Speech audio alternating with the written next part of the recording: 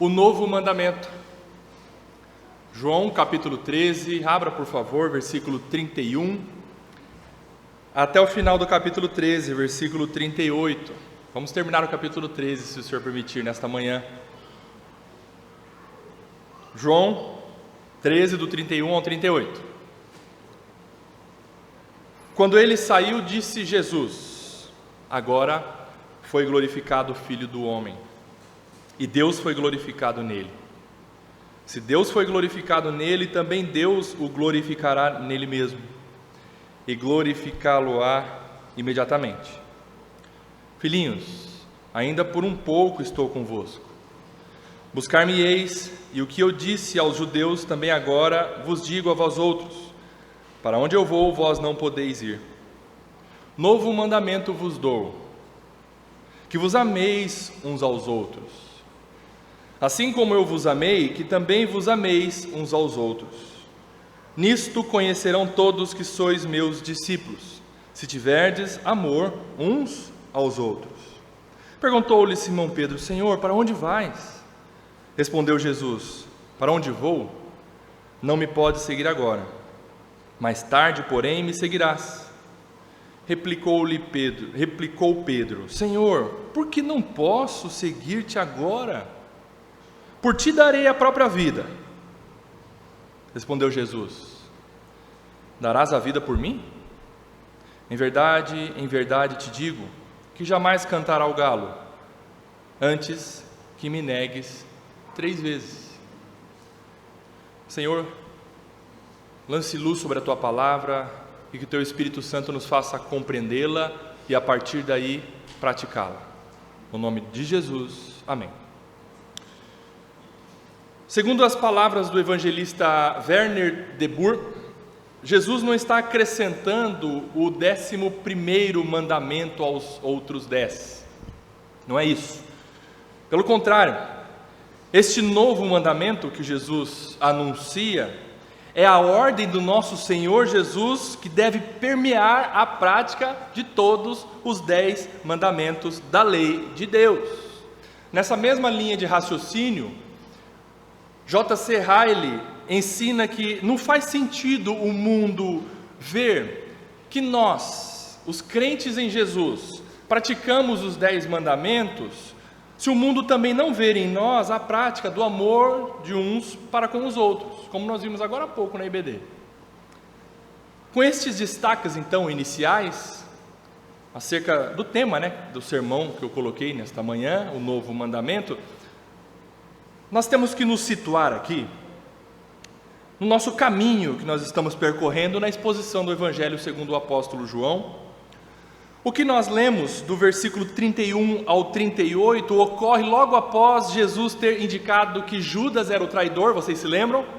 Jesus e os seus discípulos estão ali no cenáculo, estão em volta da triclinium, aquela mesa, eles ceiaram juntos. Jesus indicou o traidor, Jesus indicou Judas. Imediatamente Judas se levanta e sai da sala onde eles estavam desfrutando daquela refeição, e ele então, Judas, vai decidido a se encontrar com os líderes religiosos judeus, para que o momento da crucificação de Jesus aconteça. Está próximo, questão de horas, de acordo com o contexto que nós estamos estudando. Nesse momento, então, Jesus ele não declara ali para os seus discípulos, para os 11 que estavam perante ele, após a saída de Judas, assim: agora é o fim, o mal tomou conta. O que eu faço? Estou perdido. Jesus, sendo soberano, ele não fala isso. Vejam então o que Jesus declara, versículo 31 e versículo 32. Quando ele saiu, ele quem? Você lendo o versículo 30, você vai ver que se trata de Judas Iscariotes. Então, quando ele saiu, quando Judas saiu, disse Jesus para os 11 que ficaram: agora foi glorificado o Filho do Homem, e Deus foi glorificado nele. Se Deus foi glorificado nele, obrigado Marcos, também Deus o glorificará nele mesmo, e glorificá-lo-á imediatamente. A versão ARA é um pouquinho trava-língua de vez em quando. e glorificá-lo-á imediatamente. Nós precisamos entender, igreja, que por todo o ministério de Jesus, ele vai costurando o caminho para a sua gloriosa e triunfante morte na cruz. A morte de Jesus na cruz é glória, não é derrota. A entrega de Jesus não é acabou. A entrega de Jesus para o sacrifício é vitória, é glória, é esplendor. É um momento que, como Paulo diz, é loucura. Mas é vitória de Jesus, é vitória de Deus, sobre tudo e sobre todos.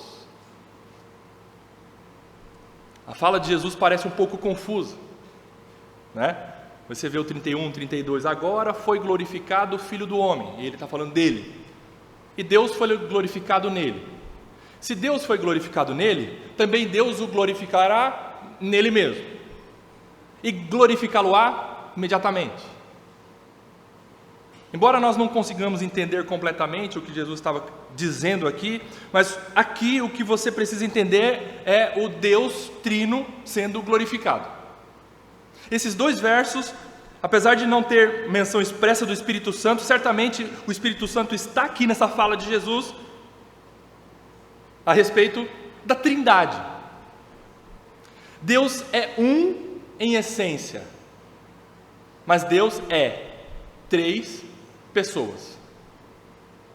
Como nós reiteradamente explicamos isso, ou melhor, como nós aqui do ensino da Igreja Cristã em Campo Grande esclarecemos, não conseguimos explicar a Trindade. Nós precisamos crer. E esses versos mostram a Trindade em ação: Pai, Filho e Espírito Santo. Por isso que nós lemos uma passagem como esta e parece um tanto quanto confusa para entender. Jesus parece que vai e volta, entrelaça ele, Deus e ele. E aqui com a presença do Espírito Santo, sim, não tenho dúvida disso. Com a morte de Cristo na cruz, o Filho glorifica o Pai, e o Pai glorifica, dá glórias ao Filho nele mesmo, que também é Deus, com o aval do Pai, com a ação do Espírito Santo, todos juntos ali, na morte de Cristo, a Trindade é glorificada. 31 e 32, eu li Carson, eu li Hernandes, e eles mesmos falam que esse vai e volta de Jesus é a Trindade, em ação, harmônica e perfeitamente agindo. Creia, aqui é a Trindade em harmonia perfeita, em ação para a morte da segunda pessoa da Trindade, homem, Jesus.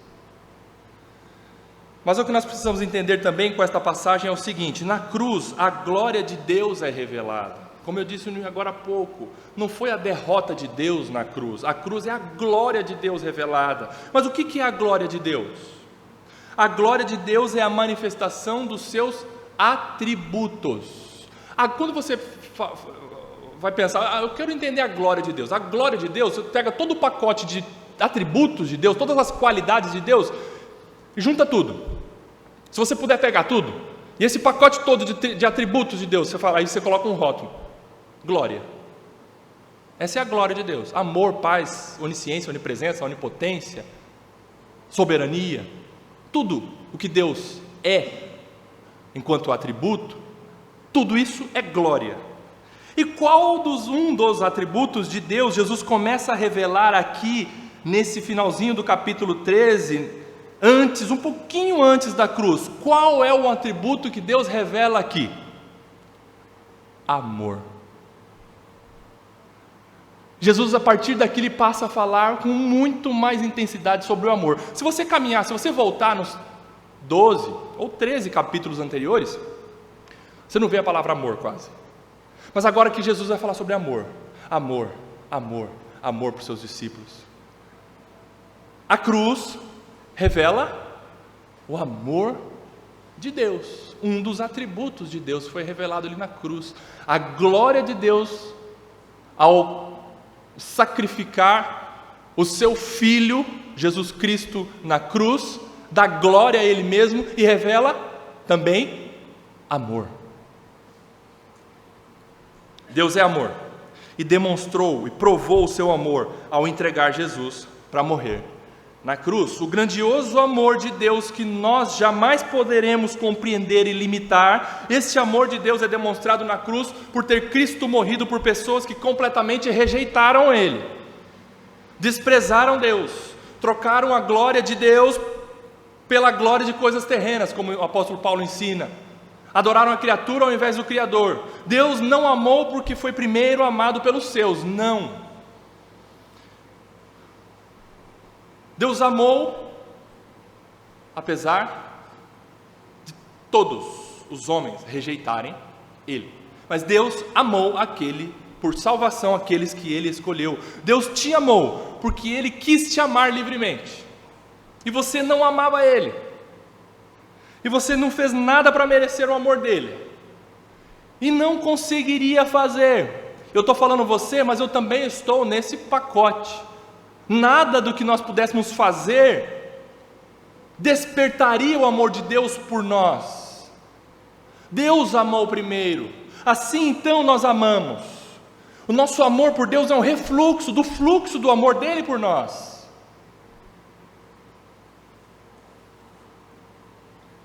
Alguém fez algo aqui para ser amado por Deus? Eu faço essa pergunta por via da dúvida. Alguém? Se alguém disser que fez algo para merecer o amor de Deus, então terá que apresentar-se perfeito diante de Deus, sem nenhum pecado. Boa sorte. Não. Nenhum de nós fez nada para merecer o amor de Deus. Nada. O santo amor de Deus foi expresso no sacrifício de Jesus, nosso Salvador, na cruz, pagando com o seu sangue o preço das nossas iniquidades, dos nossos pecados, por amor, e tudo isso para a glória dele mesmo. Tanto outros homens, mulheres também morreram na cruz, foram crucificados e glorificaram a Deus com suas mortes. Sim, se você vê a história da igreja, homens e mulheres foram crucificados e glorificaram a Deus com sua morte. Mas a morte, o sacrifício de Jesus na cruz foi único e foi inigualável, porque além de suportar o sofrimento da tortura, Jesus suportou a ira do Pai, que ninguém suportaria. Somente Jesus glorificou a Deus com sua morte, como tinha que glorificar. Somente Jesus, é a morte de Jesus. Ele suportou o castigo de Deus sobre os seus lombos, contra ele, por causa do seu pecado, por causa da minha iniquidade. O desamparo de Deus, Jesus sofreu naquele momento agonizante. Nenhum de nós suportaria. Por isso que a morte de Jesus é glória para o Pai de forma inigualável, de forma perfeita. O sacrifício de Jesus na cruz. Continuando a fala de Jesus aos seus discípulos, caminhamos do 31, 32, vimos a glória da Trindade, sendo aqui quase que no limiar ali da morte de Jesus na cruz, a glória de Jesus, a glória do Pai, a glória do Espírito, por conta da morte de Jesus na cruz. Agora vamos caminhar um pouquinho. Jesus utiliza uma expressão como que um pai que fala com seus filhos assim com ternura, com carinho. Olha só o versículo 33, Jesus fala filhinhos. Ele não tinha falado dessa forma até então. E sabe quem copiou essa fala? O apóstolo João. Isso chamou demais a atenção de João. Ao relatar esse acontecimento, lá em suas 3 cartas, ele usa o termo filhinhos para os seus leitores. Lindo isso. Jesus fala, filhinhos, ainda por um pouco estou convosco, buscar-me-eis, e o que eu disse aos judeus também agora vos digo a vós outros, para onde eu vou, vós não podeis ir. Aqui Jesus novamente esclarece para os seus discípulos que se ausentará, isso por causa da morte dele na cruz. Somente ele poderá fazer isso, somente Jesus poderá morrer na cruz como sacrifício para perdão dos pecados dos seus escolhidos. Então, esta fala com um sentido paterno, Jesus se dirigindo aos seus discípulos filhinhos. Jesus está dizendo para eles como eles devem se comportar, como eles devem viver enquanto Jesus não estiver ali com eles, porque estava um momento de angústia. Jesus vem dizendo que ele vai, e os discípulos ficam naquela: vai por quê? Se o Senhor é nosso Salvador, fica. E agora ele fala como um pai: filhinhos, eu vou, e onde eu vou, vocês não podem ir. Quando um filho ou uma filha, menorzinho acontece, o pai e a mãe falam assim: eu vou sair. Aí o filho corre para o pai e para a mãe e fala: eu posso ir com você? Por favor, deixa eu ir com você. As minhas meninas fazem muito disso, eu fazia muito disso também, quando vi o meu pai e minha mãe subindo no carro. Eu falei: eu quero ir com você. Não dá, onde eu vou não dá para você ir. Ah, mas deixa, por favor, eu quero ir com você. Né, Bia? Esse é o sentido aqui desta fala tão terna, tão amorosa de Jesus para os seus discípulos: meus filhinhos, eu vou estar com vocês apenas mais um pouco, mas vocês vão me procurar, e como eu disse aos judeus, agora eu digo a vocês: para onde eu vou, vocês não podem ir. Jesus continua no versículo 34: mas a ordem que eu dou a vocês é esta: eu vou, mas eu deixo um novo mandamento para vocês: amem-se uns aos outros, como eu os amei. Vocês devem amar-se uns aos outros. Com isso todos saberão que vocês são meus discípulos, se vocês se amarem uns aos outros. A igreja, esses versos estão mexendo muito com o meu coração nesses dias, com a minha alma. Eu preciso amar vocês como meu Senhor Jesus me amou e me ama. Nós precisamos nos amar como o nosso Senhor Jesus nos amou e nos ama. Não é algo fabricado, não é algo superficial, não é máscara, é algo real, é algo verdadeiro, e que nós precisamos de fato aprender. É um desafio para todos nós. É um desafio. Amar como Jesus nos amou. Antes de mais nada, nós precisamos ter em mente que a pessoa que está aí do seu lado, na sua igreja, essa pessoa aí e aqui, foi escolhida por Jesus para ser amada por Ele e para ser amada por você. Não somos nós que escolhemos a quem amar. Não é um grupo, aqui a igreja não é um grupo, como uma agremiação, onde a gente escolhe quem vai ficar na associação. Aqui é um grupo que Deus escolhe quem vai colocar do meu lado e quem vai colocar do seu lado. E quem Ele colocar do seu lado e do meu lado, Ele fala: ame. Porque é fácil nós amarmos quem a gente escolhe. Mas quando a gente não escolhe, nós temos que amar, porque é uma ordem do Senhor. E aí? A igreja é isso. A igreja é isso. Jesus escolhe quem Ele quiser e coloca do nosso lado para nós cumprirmos o mandamento de amar. E sabe como que o mundo vê? Nossa, eles se amam e não escolheram esta situação para eles. Isso é incrível. Como que eles conseguem? O mundo vê assim a igreja: somente através da vida de Cristo em nós. E aí Jesus fala: nisto conhecerão que vocês são meus discípulos, se vocês amarem uns aos outros. Irmãos e irmãs, nós não estamos juntos como fruto do acaso. Você convive com irmãos e irmãs em Cristo hoje e não é à toa. É vontade soberana de Deus que eu tenha vocês para amar. É vontade de Deus que vocês me tenham como irmão de convívio, de comunhão, para me amar. Eu vou quebrar um pouquinho o protocolo aqui do sermão reformado.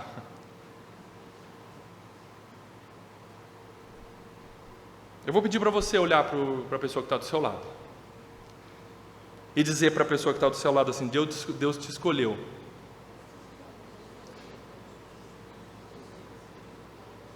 para eu te amar.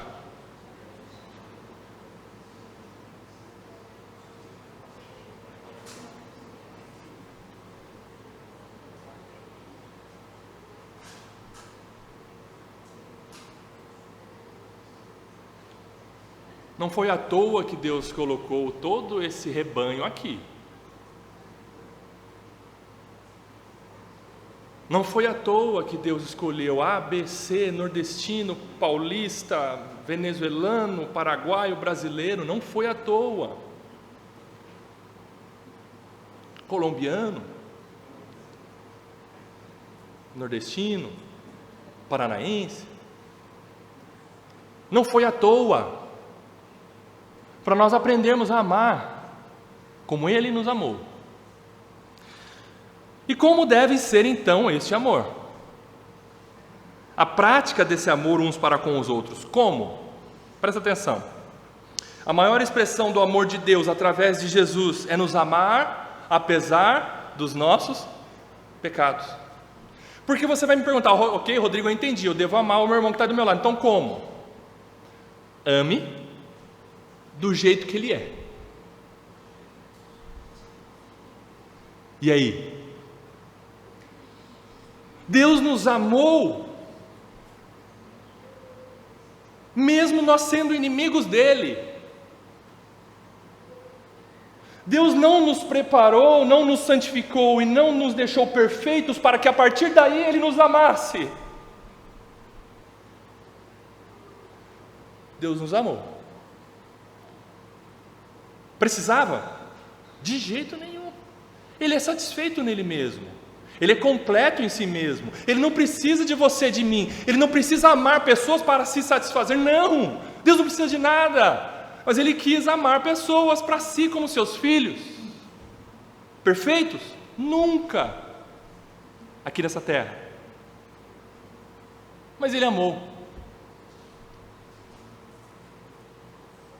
Jesus conhecia muito bem os seus discípulos. E ainda assim Ele os amava, Ele os perdoava, Ele cuidava deles. Vocês acham que Jesus, nas conversas que Ele tinha, principalmente Pedro, né, que se destoava um pouquinho, nós vamos ver daqui a pouco, e nas conversas Jesus ali, Jesus não tinha o pensamento assim, meu Deus, o que eu estou fazendo aqui? Esse bando de homem que só me dá desgosto. Não, Jesus amava, Jesus perdoava, Jesus usava de misericórdia, Jesus usava de justiça, era firme, mas amava, mais perdoava, mais usava de misericórdia. Esse é o amor que Ele quer que a gente ame uns aos outros. Ame, assim como eu amei, assim como eu amo vocês. Ame uns aos outros. Quanto mais o tempo passa em nossa carreira cristã, mais nós vamos ficando constrangidos pelo maravilhoso amor de Deus por nós. Porque o amor de Deus por nós permanece inalterado. Isso é maravilhoso saber. Ele nos ama não porque merecemos, mesmo pós-salvação, Ele nos ama ainda sendo pecadores falhos, ainda sendo pecadores soberbos, ainda sendo pecadores desleixados, Ele continua nos amando. Então, esse é o amor de Cristo que nós devemos ter uns para com os outros, amar pessoas pecadoras. Ei, no nosso âmbito aqui, dos mortais, é pecador amando pecador, ok? Vocês entenderam?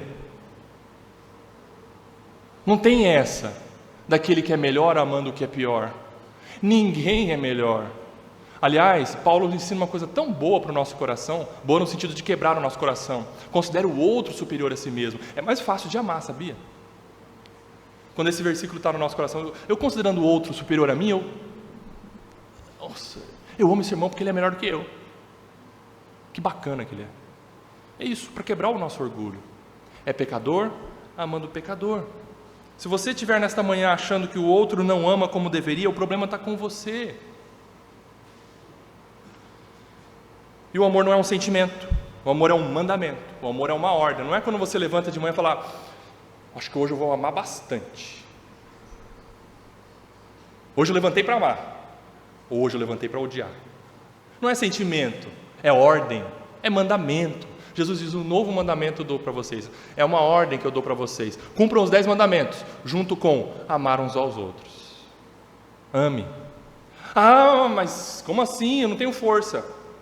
Nós vamos ver daqui a pouco como que você consegue, mas é uma ordem. Amar é um mandamento, é uma ordem. Amar não é pagar porque o meu irmão fez uma coisa boa para mim como uma moeda de troca. Não. Amar é a prática, é o exercício de uma ordem. Mas como que eu consigo praticar essa ordem de Deus? A verdade é que nós não conseguimos por nós mesmos. Por nós mesmos nós não conseguimos. Só consegue amar verdadeiramente com esse amor que provém de Cristo, quem nasceu de novo, quem tem o Espírito Santo. Por quê? Porque o fruto do Espírito é amor, paz, alegria, longanimidade, benignidade. Como que você vai conseguir amar o seu irmão? Através do Espírito Santo que habita em você. É fruto do Espírito, amar. Porque por mais que a gente se esforce, eu quero amar aquele irmão que é corintiano, me ajuda, Senhor. Não é assim. É, Senhor, mude o meu coração, trabalhe o Teu Espírito Santo na minha vida para que isso nasça como um fruto natural do Espírito. Amar. Nós precisamos ter essa dependência do Espírito. Nossa vida é espiritual, como Paulo ensina aos Gálatas. Nossa vida é espiritual. Você precisa se encher mais e mais do Espírito para amar. E amar independentemente de benefícios. Ame como aquele que amou as pessoas que o rejeitaram. Ame como aquele que amou pessoas que não queriam Ele. A gente só vai compreender e buscar praticar o mandamento, a ordem de amar uns aos outros, quando a seguinte pergunta estiver rodando em nossas mentes. Então preste atenção na pergunta: por que o Senhor me amou? A resposta é: porque Ele decidiu me amar. Nós só amamos porque Ele nos amou primeiro. Portanto, nós devemos amar uns aos outros. E os ímpios dirão: não é possível. E a igreja vai levantar uma placa enorme para o mundo dizendo: é possível. Em Cristo Jesus, pelo poder do Espírito, é possível.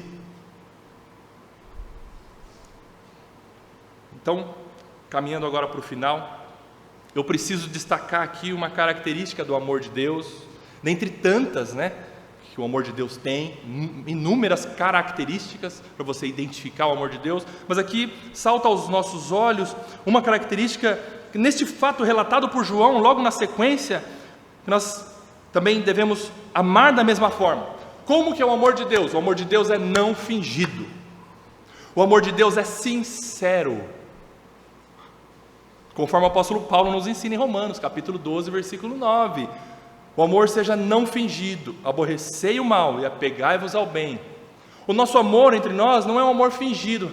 Eu amo você. Será? Como eu gosto dele. Não gosto não. O nosso amor é um amor sincero, um amor sem máscara.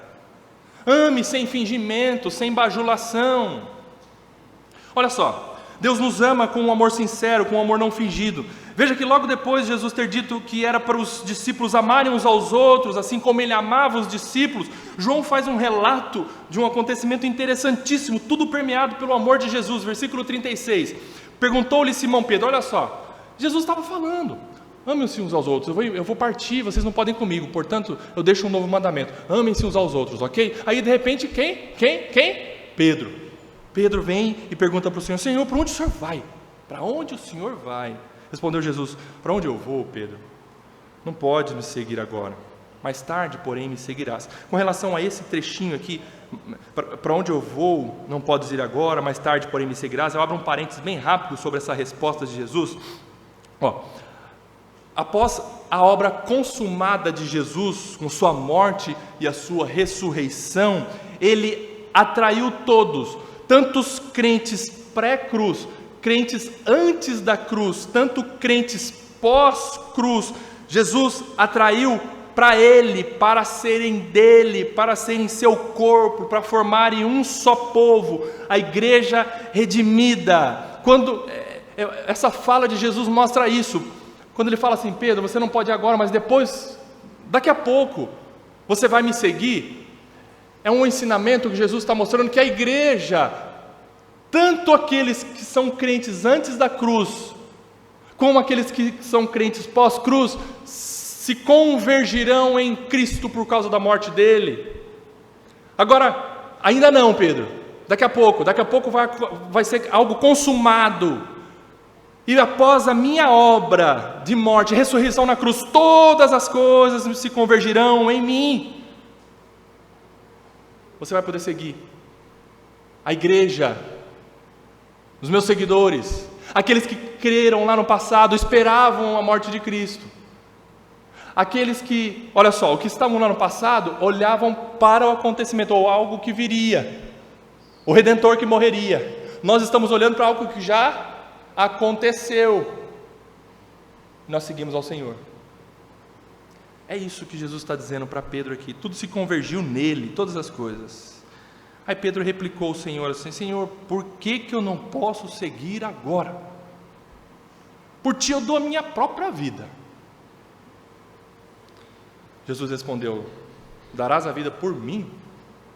Em verdade te digo que jamais cantará o galo antes que me negues 3 vezes. Será que Jesus tirou aqui um pouquinho o amor para ser firme com Pedro? Será que Jesus tirou um pouquinho aqui o mel, a bajulação para falar com Pedro? Não, é amor sincero, é amor não fingido. Jesus amava Pedro, e amando Pedro respondeu dessa forma para Pedro: Pedro, você acha que você vai morrer por mim? Vou dizer para você, Pedro, eu vou antecipar, vou fazer um spoiler do seu pecado. Você vai pecar, você vai me negar, você vai me negar 3 vezes. Depois da 3ª vez que você me negar, o galo vai cantar.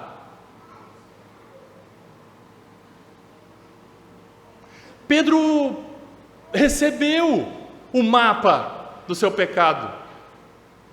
Pedro não se conhecia.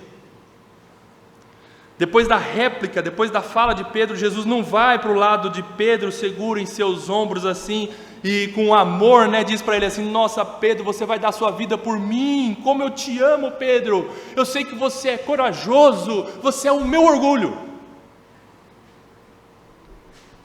Jesus é sincero com Pedro, amando Pedro, dizendo: Pedro, você não sabe o que você está falando, você vai me negar. Jesus é sincero, corrige Pedro ali e expõe o quanto Pedro não se conhecia. Em outras palavras, Jesus admoesta Pedro assim: Pedro, você vai ver quem de fato vai dar a vida por quem. E mais, Pedro, você irá me abandonar, você irá declarar publicamente que não é o meu discípulo. A fala amorosa e sincera de Jesus coloca Pedro no lugar dele, de falho pecador e carente da graça de Deus. Queridos, o amor de Deus não é bajulação. E nós também devemos amar com esse amor sem bajulação, sem fingimento, sem falsidade. Tanto que Deus ama e corrige os seus filhos. Deus não ama e mima os seus filhos. Deus ama e corrige você. Deus me ama e me corrige. O Senhor não fala meias verdades para os seus filhos. Deus fala a verdade, e a verdade muitas vezes dói. A sinceridade. Esse é o amor de Deus para você e para mim. Igreja, Pedro aprendeu a amar verdadeiramente, sinceramente, Jesus, como ele foi amado por Jesus. Quando ele estava lá no pátio, Jesus estava sendo interrogado, quase para ir para a morte na cruz. Ele negou uma vez, ele negou outra vez, ele negou a 3ª vez. De repente o galo cantou, e quando o galo cantou, ele olhou para Jesus, e sabe quem estava olhando para ele? Jesus estava olhando para ele. E naquele momento, Pedro lembrou das palavras de Jesus. Diz o evangelista Mateus que Jesus fitou os olhos em Pedro, e esse fitou aqui é como que se tivesse um raio entrando dentro do coração de Pedro, na mente de Pedro. O olhar de Jesus é um olhar disciplinador, um olhar exortador, mas um olhar com amor. Quebrou Pedro. Dali Pedro saiu quebrado. Mas ele aprendeu. Aproximadamente 1 ou 2 semanas após a ressurreição de Jesus, Pedro estava para baixo. O nosso Senhor Jesus tem uma conversa particular, muito franca com ele, e Jesus pergunta para Pedro 3 vezes: Pedro, você me ama? Parece que, Jesus está mexendo na ferida, mas é para curar Pedro. Você me ama, Pedro? Amo, Senhor. Mas você me ama? Amo, Senhor. Pedro, você me ama? Na terceira vez que Pedro responde, ele confessa com toda a sinceridade do seu coração perante aquele que conhecia o seu coração e a sua capacidade de amar. Ele fala: Senhor, o Senhor sabe todas as coisas, por mais que eu fale que eu não amo, que eu amo, que eu vou, que eu não vou, o Senhor me conhece. Eu estou dizendo para o Senhor agora, sinceramente: Senhor, eu te amo. Porque o Senhor está vendo o meu coração agora. E Pedro foi restaurado naquele momento. E Pedro viu que Jesus amava ele. Sabe por quê? Porque Jesus foi atrás de Pedro no sentido de tentar, de recuperá-lo, não tentar, recuperar Pedro. Jesus foi lá e em amor falou palavras de cura para Pedro. E Pedro foi restaurado. Cerca de 30 anos depois dos fatos que nós estamos vendo aqui no capítulo 13 de João, de acordo com materiais extra-bíblicos confiáveis, lógico, o mesmo Pedro que aprendeu e passou a viver amando o Senhor verdadeiramente, sinceramente, ele foi condenado à crucificação, o apóstolo Pedro, ele foi condenado a ser crucificado, mas ele disse, no momento ali da sua crucificação, ele pediu: me crucifiquem de cabeça para baixo, porque eu não sou digno de ser crucificado da mesma forma que o meu Senhor e Salvador Jesus, que me ama. E Pedro foi crucificado de cabeça para baixo, conforme a tradição nos ensina. Então, com esse modelo de amor sem fingimento de Jesus, expresso em sua fala com Pedro, nós devemos também fazer o mesmo entre nós, praticar o amor não fingido. Mas não tem nada a ver com falta de educação, não tem nada a ver com violência, não tem nada a ver com estupidez, com agressividade no falar. Não é isso. Não é isso. Jesus aqui, quando falou para Pedro, ele não foi agressivo. Jesus foi sincero, foi certeiro. Conforme Provérbios nos ensina, as palavras certas, na maneira certa, na hora certa, são medicina, são cura. Cura.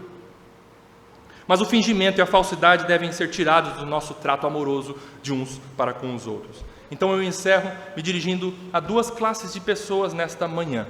Primeira classe de pessoas: se você não conhece, não crê em Jesus Cristo, presta atenção, se esse for o seu caso, não crê em Jesus Cristo como seu Senhor e Salvador pessoal, eu apresento para você o Evangelho agora para terminar.